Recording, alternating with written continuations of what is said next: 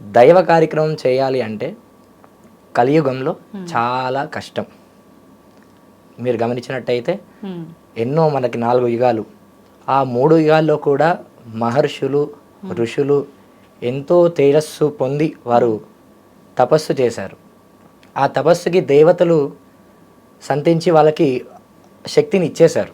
ఆ యొక్క శక్తిని ఆ ఋషులకి ఇచ్చేశారు. అదేవిధంగా ఈ కలియుగంలో చూసుకుంటే కలియుగంలో కూడా దేవశక్తి ఉంది, కానీ అది ఎంతవరకు ఉంది, ఏ సంవత్సరం వరకు ఉంది? మన తాత వాళ్ళు దాదాపు ఇప్పుడు 120 సంవత్సరాలు బతికిన వాళ్ళు కూడా ఉన్నారు.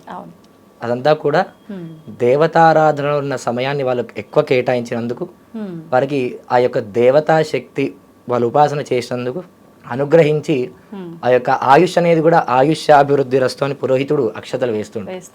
ఆ ఆయుష్యాభివృద్ధి రస్తు అనేది మాటని మనం నిజంగానే చూస్తున్నాం. మీరు కూడా చూసే ఉండొచ్చు.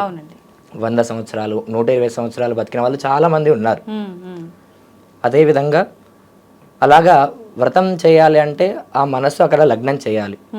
ఇప్పుడు ఏదైతే ఒక మనం లక్ష్యం పెట్టుకున్నాం, ఒక గమ్యస్థానం చేరాలి, బండి మీదే కావచ్చు, కారులో కావచ్చు. మనం నడిపేటప్పుడు ఏం చేస్తూ ఉంటాము, పక్కవాడితో మాట్లాడుతూ ఉంటే మన లక్ష్యం మనం చేరలేము.